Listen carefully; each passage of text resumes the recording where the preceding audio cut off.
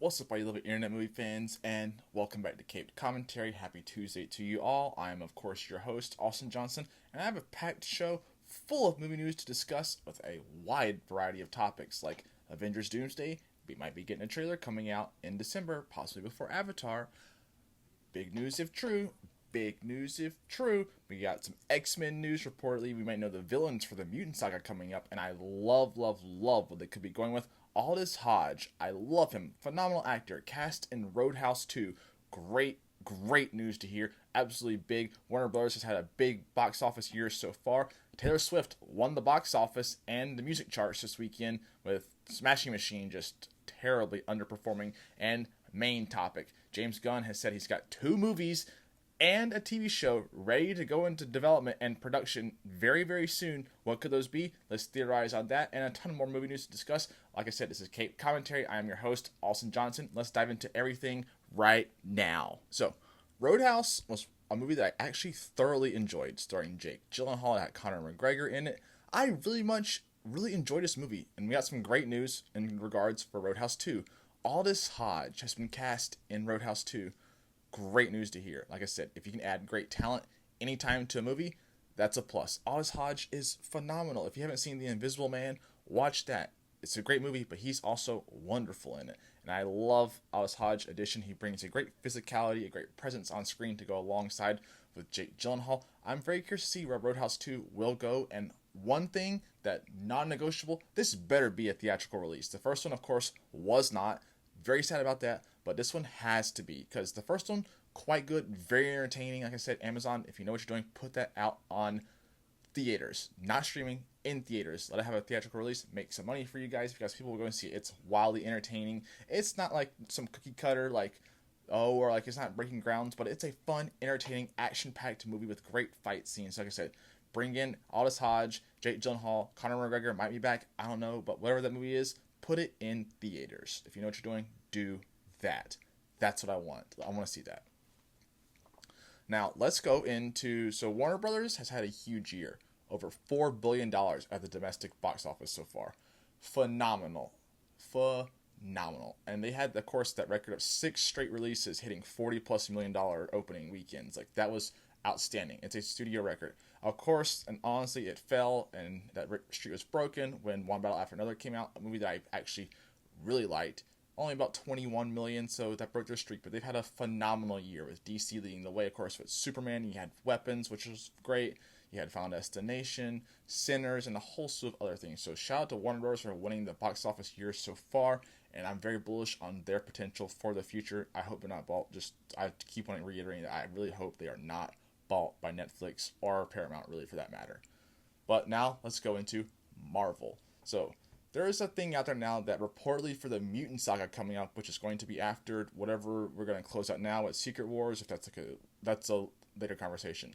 But for the Mutant saga, they want to center around 2 main villains, which I love. Apocalypse, Mister Sinister. Yes. Can I have another yes? That's phenomenal news. These 2 villains are spectacular. Apocalypse, if you didn't know, is an absolute problem, and it will not be the Oscar Isaac portrayal from X-Men Apocalypse 2016.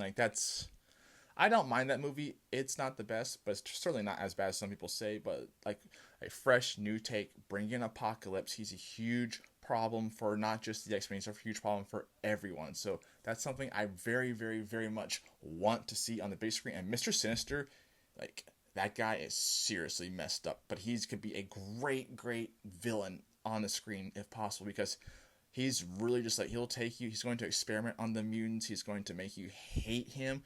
Like I said, Mr. Sinister, it would be a phenomenal villain, because that could be there for multiple tunes with Apocalypse, the overarching big bad, and I very much want to see an Age of Apocalypse on the big screen. That would be, wow, we would be in for a massive treat. So if they can do that, and they can introduce the mutants correctly through Jake Schreier, who did Thunderbolts, which I have the utmost faith that he can do that, and Marvel will do that, I'm very bullish on the future of bringing in the X-Men, and then we'll have the Avengers, the Fantastic Four.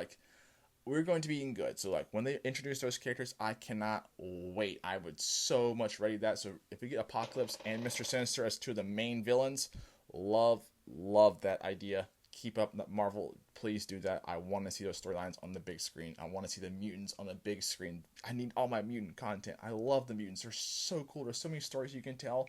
And just a side note, X-Men 97 was confirmed to be released annually. Phenomenal news. The first season, X-Men 97, was outstanding. I loved that show. So now that we're going to get that show annually, and apparently this season 2 is much, much darker than the first one, and a lot of people are going to die. I'm for that. I'm pro for that. Whatever they're going to do with that show, bring it on. I love that show so much. Now, this isn't credible, but I think there is some real validity to it that reportedly Marvel Studios will be doing a teaser for Avengers Doomsday coming in December before Avatar, Fire, and Ash. Now, why do I think this is true? First off, that would be about a year away from Avengers Doomsday, and they want to start drumming up the hype. Now, a year is pretty far out to start that, but if you can deliver just a teaser for this utmost important movie, that's, a big deal. And I think it makes sense. You know how many people are going to see Avatar? This brings butts in the seats for Avatar, which doesn't really need it. It's going to be like a $2 billion movie. People are going to be there already. So you're introducing those fans and giving them a tease of that. People are going to want to go see that movie just for this like potential teaser, perhaps. And I think it'll be our first like hearing and maybe even sight of Victor Von Doom, Dr. Doom, RDJ. We won't see his face. They'll save that for the movie, I believe. That we just will go in knowing RDJ is Dr. Doom, but I think we'll save that moment with his face for the movie reveal, possibly with Spider-Man, so put that aside. But if we hear him talking and speaking, just like a teaser similar to that we got with Avengers Endgame, with the black and white, with all those shots from prior movies, I think it'll be something similar to that. I'm all for that. I'm there for it. I'm not the biggest Avatar guy. I will go see Avatar opening night just for that alone. So I think it's a very smart thing, and I think there's validity to that. I'm curious to what you guys think, if you think that's actually true. Do you think we will get a teaser for Doomsday prior to Avatar, Fire, and Ash in December, and about the 1 year mark away from that movie? Because we know they wrapped filming for the most part now. They're going to be back into the reshoots like they always do for things, and they're going to start shooting Secret Wars probably in the next couple of months too. So we'll see if that's true, but I believe it, and I'm very curious to see if it actually comes to fruition, because I would love that. I'm ready for all the Doomsday content I can consume, because it's going to be glorious. James Gunn's been talking a lot with DC, and there's all this speculation about who's going to be the new Batman. Like, people like Alan Ritchson has come out. He wants to play Batman. He said he might not be it, but Alan, I don't know if I believe you. You'd be a great Batman. I want to see you at that. I want to see you in the DC universe at some capacity, if not Batman. You'd be a great Bruce Wayne. Jensen Ackles, perhaps, as Batman. Some people said Theo James. I love the idea of Jake Gyllenhaal being Batman. But Ben Barnes, you might know him from the Punisher series as Billy Russo. He's come out and said, I'd be down to play Batman. I love the character growing up. I used to dress up as him all the time. Hey, I'm going to put my name out there. I'd love to be Bruce Wayne and Batman. Now, this was not a guy I necessarily thought about for the character. But after hearing it, I love it. Like, I don't think it will be Ben Barnes in the end, but I mean, look at the guy. He looks like he could be Bruce Wayne. He definitely could bring the physicality and the fighting nature to the role, so I would love that. I like the idea of him being Batman. Now, he is a bit on, like, the fringe of, like, how old you want him to be with, like, because we know he's going to be Brave and the Bold, so he's going to have a son in Damian. Ben Barnes is 44, I believe, so puts him right on the fringe edge of being Batman, but, like I said, I think he would make a great Bruce Wayne. I don't know if he can, if he could put on the muscle amount needed for what they want to be Batman, I would love to see that. So I'm just really curious for that nature, but I don't know. But I love him putting his name out there, because I'm very curious to see where they go with Batman, because James Gunn has said there's A-list actors calling about wanting to be Bruce. Everyone in Hollywood wants to be Batman, and I believe him, because that important character for that universe is going to be massive for what it can do for you. James also said that he has 2 movies and 1 TV show in the final stages for the script, and he's waiting to get the green light to go and start filming on these. What could these movies be that are in the pipeline? I believe the TV show probably is Teen Titans. If I had to stick my neck out there, like a Teen Titans, maybe a Nightwing series. It could be Waller, though, is a thing, because they've talked about Waller a lot, but I think either of those could be what the show is, but I believe the movie's Brave and the Bold. It's got to be Brave and the Bold. That makes the most sense. Andy Muschietti has just come out recently and said, yeah, I'm still attached to that. I'm going to be there. With Andy saying that, I truly do believe that Brave and the Bold will be one of those. And I think the second one could be Wonder Woman, and I think Wonder Woman makes the most sense for that movie. And think of it. We know the core four of the DC universe is going to be Superman, Batman, Supergirl, and Wonder Woman. Now think, we know about 3 of the projects and the project characters in that. We got the Superman movie already. We know Brave and the Bold is coming, and I believe it's one of these 2 movies that James Gunn has spoke about. Then Supergirl we know we get next year. So we've already establishing those 3. We need the 4th one to be established. And I know there's rumors of like a Amazonians like series, but I think a Wonder Woman movie makes the most sense. And I think that's what James Gunn could be like speculating and speaking about. I think at next year at Comic-Con we do get Batman. I wonder if we get Wonder Woman. I don't know. I don't think we would get both at the same announcements, but I think Wonder Woman could be that second film. I think that is underway in terms of like in the development stages. They've talked about a script multiple times now. There's been lots of stuff about that. So I wouldn't be surprised if it is Wonder Woman. And I think that would be my pick overall. With Titans, I don't think it would be called Titans. I think it would probably I don't know if they would call it Teen Titans either, though, like, because I don't know if you want that attached in the name. Like I said, it could be Waller also for the series. I also think a strong, I'm sorry, just forget everything else. I think the TV series is Booster Gold. We've heard so much about that. We've heard, like, names attached to that, and we've heard lots of talking from James Gunn specifically. That's one he's most excited for. I think Booster Gold is a series. I think it's the one that he is talking about in terms of wanting to shoot as ASAP and it's ready. He just needs to figure out the budgets and everything. Booster Gold makes the most sense to that one for me. I don't think they'll do a Booster Gold movie because I said, there's that quote that came out. He's like, he wants most of the movies to focus on some of the well-known characters getting started out because they want people to be in butts and seats for the theaters. So Booster Gold is a character, but I don't know, like, given like everything else, I think Booster Gold would be great as a series, and you can tell a lot with that character, and he's going to be very important, I believe, because James Gunn loves the character, and I think there's a lot you can do narratively in the DC universe with Booster Gold specifically. So my final official one is, I think the 2 movies that he's talking about are Brave and the Bold. I think that's like a no-brainer, no doubter. That's one of them, and I think Wonder Woman is the other one. And if not Wonder Woman, I think Titans is the other movie. So I think it's either Wonder Woman or Titans, with Brave and the Bold solely being cemented in there as the other one. I think the series, I think it's Booster Gold. I think that one makes the most sense for all the shows that I was thinking of, and like in my head, Booster Gold makes the most sense for that one. But what do you think? Do you think James Gunn is just saying this? What movies do you think, in terms of these 2 that are ready to be going to the production and filming phase soon, could he be talking about? Do you like my idea with Brave and the Bold being one of them? Could be Wonder Woman? Do you think it could be like a Titans movie? Or what do you guys think? And then for the show, what do you think the show could be? Do you think it's Booster Gold? Do you think Booster Gold should be a movie? Let me know your thoughts down below and comment. And I'm very curious to see what you guys have to say.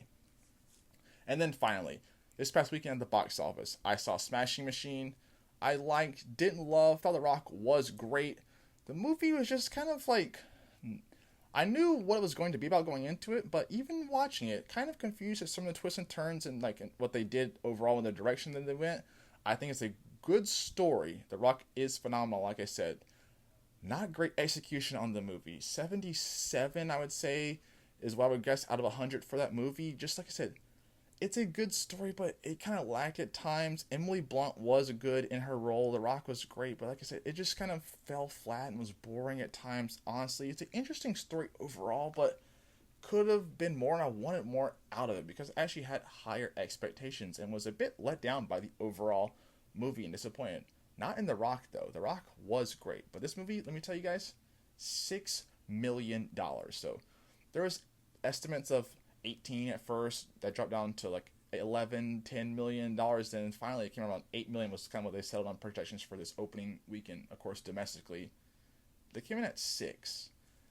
Wildly disappointing. Number 3 at the box office but of course, again, there's lots that factor into that, this being like about a sport that's like, while people know MMA and the kind of start of MMA and how it kind of got started, when some of the early guys who were iteration that where they were fighting all across the world, it's not a well-known story with a well-known character like Mark Kerr. Like, I know who Mark Kerr is just from interviews I've seen online. He's been on Joe Rogan. He's been on ESPN. He's talking. So I've heard him speak before, but a lot of people don't know that story. And when you see the trailers, while you know it's The Rock cast in that role, it doesn't look like The Rock. And could that be The Rock losing his, like, appeal for people to kind of go see in his box office? I don't think so. I think it's just a combination of the story being an A24 film and a character and people that a lot of people just don't really know about. I think this will do well on streaming, especially when the people hear that has Oscar buzz for The Rock and just getting even nominated, because he is great in this film. He transforms and he shows his acting chops and abilities and kind of build a branch out from his typical Rock action type character. So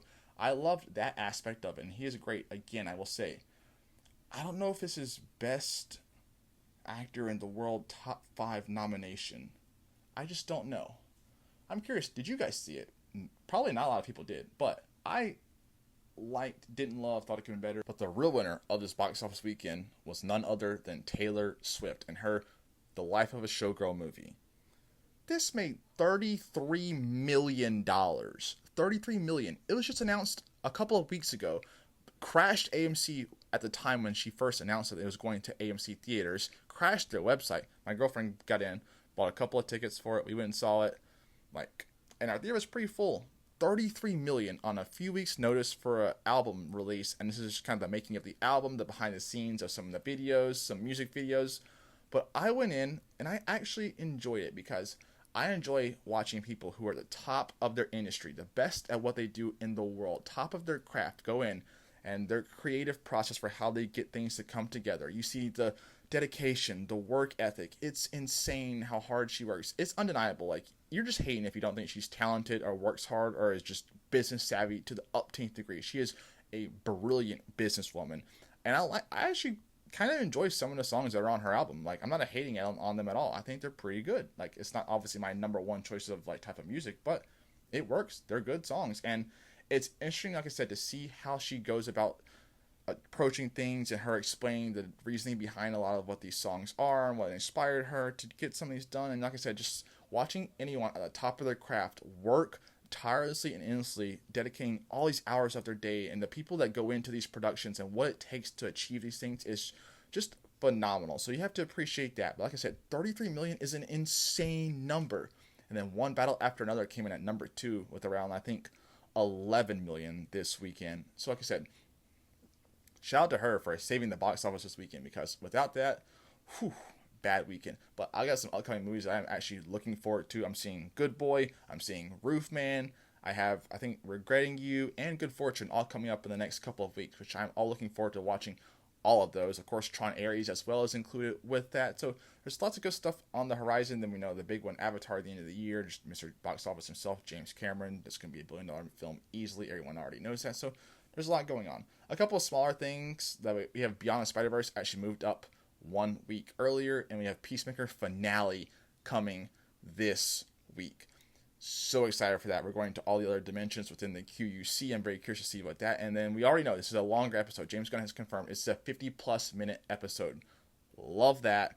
And we know he's going to set up, and he's already confirmed, this is going to tease and tie directly into where we're going with the future of the DC Universe and into Man of Tomorrow. I'm so excited for this episode. I can't wait. I can't wait to see where it goes, where the show goes, and how we end, and how we set up Man of Tomorrow. So excited for that. I'm so excited for the future of the DC Universe. And I'm so excited for you guys to watch this video. Let me know all your thoughts on all the topics covered today. Is there anything that I missed importantly in terms of the realm that will be talked about that you guys want to discuss? What are your thoughts on the Doomsday trailer, particularly before Avatar Fire and Ash? Do you believe it to be true? Your thoughts on Apocalypse and Mister Sinister possibly being the Mutant Saga villains, Aldis Hodge and Roadhouse. What do you think the James Gunn movies and TV shows that he referenced are going to be? What are your predictions for the Peacemaker finale?